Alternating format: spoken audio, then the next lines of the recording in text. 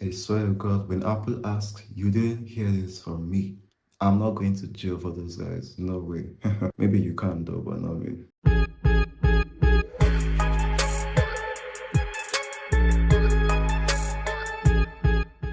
I've always said that Apple was confused about iOS 17 because in almost 2 weeks, I have released almost 7 videos regarding this topic, and Apple has just been jumping from one rumor leak to another rumor leak. Well, I could thank them actually, because without them, I wouldn't make this many videos for you guys to watch. But today's one is quite different because these leaks are more of system apps. Yeah. Anyways, how am I to judge? Now, we've been talking about UI and UX changes for iOS 17, literally getting every single UI and UX app designer excited, but today is quite different. We'll be getting the Xcode guys excited. Now, we're expecting a new journaling app for the iPhone on iOS 17, and this journaling app is gonna get developers of third-party journaling apps in the App Store worried. The funny thing is that of all names to pick for the journaling app, Apple could name the app Jurassic. Like, how does that even blend in? Can someone tell me that? Because I have no idea, literally. I haven't even watched the Jurassic movie, so I don't know. The app will also be available on iPadOS 17 and macOS 14. Yeah, so, the whole Apple ecosystem stuff. What's here? Now, according to iDownload blog, which I'm looking at right now, the app is designed to help users keep track of their daily lives. This software is set to analyze the user's behavior to determine what a typical day is like, including how much time is spent at home compared with elsewhere, and whether a certain day included something outside the norm. Yeah, so they basically just want to monitor your daily activities and know everything about you. I'm telling you, this is a scheme. I bet you 9 out of 10 that this is definitely a scheme. Apple wants to know everything about you. Not me too, because I'm never using the app. I know you will, but I won't. Okay, maybe I will under a different life. Yeah, my super villain life, not my tech Apple life. Apple is said to be deciding to transition into the digital diary market as part of its broader mental and physical health efforts. So all of a sudden, Apple cares about our physical health. Oh, how cute is that? After ripping us off for almost 15 plus years.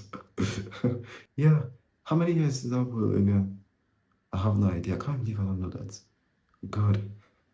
Journaling has proven that one can improve their psychological and physical well-being by reducing anxiety and boosting self-awareness. That's from the medical point of view, though, not my point of view.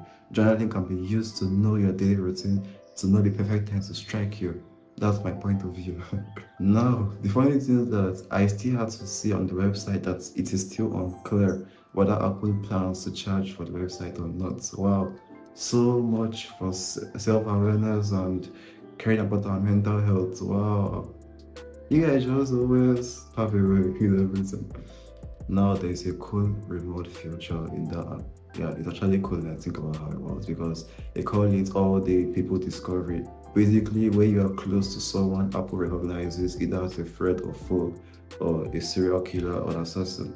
Apple will respond to that. Yeah, you know what else there is? Apple claims every single analysis algorithm wise and all will be performed on your device. It's not like it's going to upload it into their servers, but we both know that's not true. Come on, Apple, we have been in this game for almost a decade, so you can't really deceive us. Not me though. I also learned a new word called Sherlocked. Apparently, this means when Apple knows there are third-party developers that profit off these kind of journaling apps, and then they just decide to take the market away from them, snap it, end their profits stream with a snap of their fingers, because obviously everyone wants to use the system app rather than going for a third-party app. Well played, Apple. Again, like I said, they don't care about your mental health. Alright, so let's move all the way from journaling to the health side of things. Now, someone called Mark Gurman as Bloomberg. You know Bloomberg? Their website is in the description of this video for references. So he says Apple is reportedly going to drop the health app on iPad and iPadOS 17. So they're going to bring a new mood tracking feature. Mood tracking. So literally, like the health app will be able to detect your mood. Actually, when you consider it, I think the health app will look better on the iPadOS thanks to its larger screen, because when you're getting test results and dealing with so many metrics of data and analysis and all that, you definitely need that bigger screen to manipulate those well. So I think iPadOS is a better fit for that health app actually than the iPhone.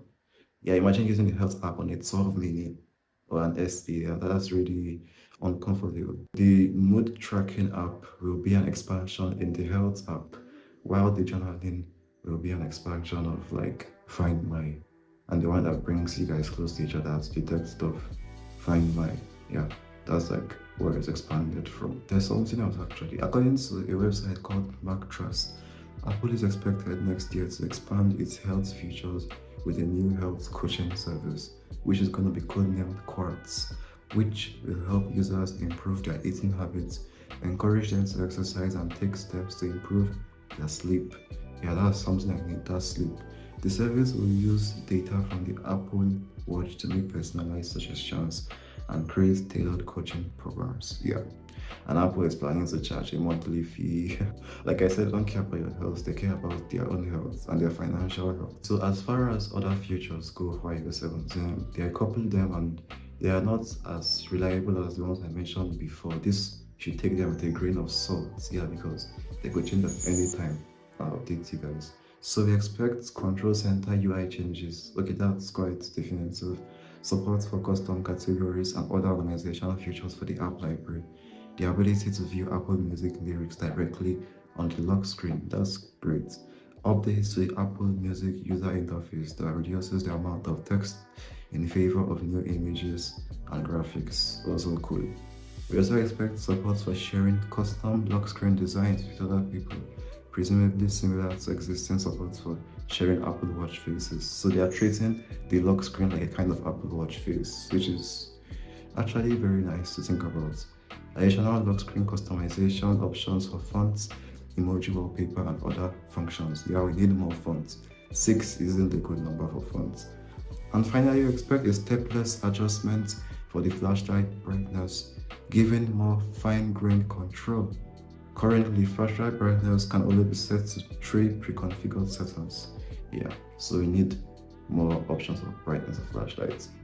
Now, as far as the compatible devices, that is, what devices will get iOS 17 updates, we have been getting conflicting rumors over the past few weeks, and it involves the iPhones 8, 8 Plus, and iPhone X.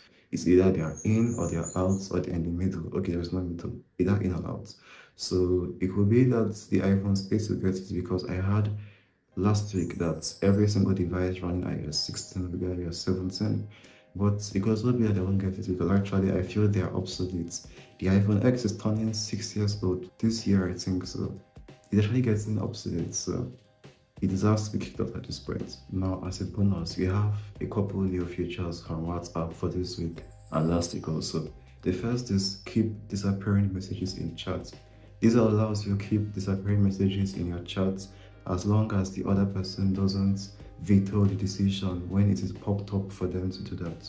Yeah, so I don't know what that does because I don't really use WhatsApp that much, but it's a new feature. You can also now use the same WhatsApp account on up to 4 devices, or I think multiple devices. So there goes everyone hiding their logins, because literally 4 phones can access your account on WhatsApp. So I guess it's going to cause more problems if you know what I mean.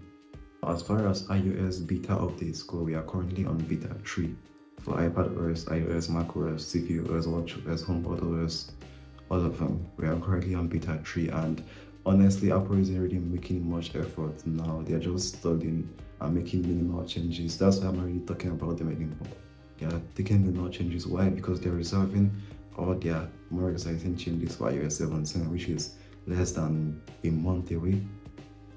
Yeah, let's just say approximately a month and 5 days away, something like that. So you have stuck around for this long. Thanks for watching this video, and I hope all this intel was useful to you. And if you have any questions or debates or you want to argue with me about Android being better than iOS, you can just hit me up in the comment section. I'll be right there.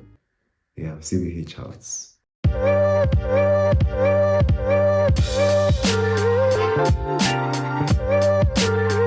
you.